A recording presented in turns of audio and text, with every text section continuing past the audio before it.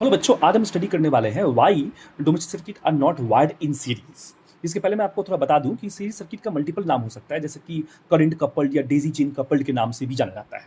अब ये series circuit कहते किसे हैं? अगर मान लीजिए आपने एक सर्किट तैयार किया जिस सर्किट में मल्टीपल अप्लायंस लगे हुए हैं और मल्टीपल अप्लायंस में करंट आने का जो रास्ता है वो सिंगल वायर के द्वारा है, तो उसे हम सीरीज सर्किट कहते हैं।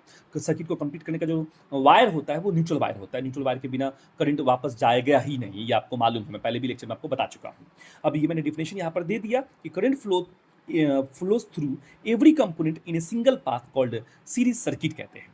अब हमें कुछ नियम मालूम ये था कि जब कोई सर्किट सीरीज में अगर होती है तो करंट अप्लायंस में सेम फ्लो करेगी, बट वोल्टेज का डिस्ट्रीब्यूशन जो होगा वो अनइवन होगा, बराबर नहीं होगा। अब हमें मालूम है कि जब वोल्टेज का डिस्ट्रीब्यूशन अनइवन होगा, किसी सर्किट में करंट फिक्स्ड है पर अगर वोल्टेज वहां पर चेंज होगा तो उसकी वो जो सर्किट में जो अप्लायंस लगाए हुए हैं उनके पावर भी वो चेंज होने लगेंगे, मतलब वो भी वेरिएबल होने लगेंगे। तो एक स्टेटमेंट हम और बोल सकते हैं, या अनइक्वल पावर डिस्ट्रीब्यूशन, मतलब हर एक अप्लायंस का पावर भी जो होगा वो भी वेरिएबल होने लगेगा। सीरीज में मालूम है कि रेजिस्टेंस जो होती है वो इंक्रीज करती है, रेजिस्टेंस के इंक्रीज करने से ओवरऑल सर्किट का जो पावर है वो घट जाएगा।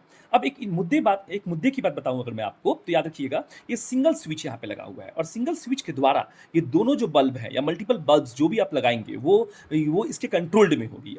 ये स्विच को अगर आप ऑन करेंगे तो दोनों बल्ब एक साथ ऑन हो जाएगी। इस स्विच को अगर आप ऑफ करेंगे तो दोनों बल्ब जो है वो एक साथ ऑफ हो जाएंगी। इसका मतलब ये हुआ कि अगर आप सिंगल बल्ब को ऑन या ऑफ करना चाहते हैं तो वो आपके कंट्रोल्ड में नहीं होगा, तो ये भी एक डिसएडवांटेज है। और मान लीजिए अगर मैं बोलता हूं कि आपका ये जो बल्ब है वो आपका काफी ज्यादा ये लो रेजिस्टेंस वाला बल्ब है, लो रेजिस्टेंस वाला बल्ब है और बाई चांस करंट यहाँ पे ज्यादा फ्लो कर गया, या करंट ज्यादा नहीं वोल्टेज ज्यादा फ्लो कर गया, क्योंकि सीरीज में करंट तो सेम होता है, और वोल्टेज अगर ज्यादा फ्लो कर गया या वोल्टेज ज्यादा ज्यादा ले लिया तो फिर ये बल्ब क्या हो जाएगा, बर्न आउट हो जाएगा। जैसे ये बल्ब हमारा बर्न हो जाएगा तो सर्किट जो है वो इनकम्प्लीट हो जाएगा, क्योंकि if one component in series अगर बर्न आउट हो जाता है तो देन कनेक्शन और सर्किट विल इनकम्प्लीट होगा, जिसके कारण आपको देखने को ये मिलेगा कि ये बल्ब ग्लो ही नहीं होगा। तो ये भी एक बहुत बड़ा डिसएडवांटेज है कि इसके खराब हो जाने से फिर ये ऑटोमेटिक या अच्छा होने के बावजूद भी ये बल्ब ग्लो नहीं करेगा।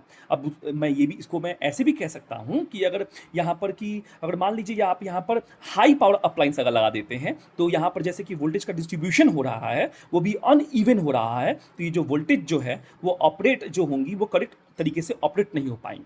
तो ये कहानी आपको शायद समझ में आई होगी। दोनों बल्ब यहाँ पे जो बल्ब है, यहाँ पे जो दो लाइट बल्ब आपने लगाया है सीरीज में, वो अपने सेम पोटेंशियल से ग्लो नहीं करेंगे क्योंकि वोल्टेज का डिस्ट्रीब्यूशन हो रहा है। तो इसका मतलब ये हुआ कि इनके पास कभी भी फुल वोल्टेज मिलेगा ही नहीं।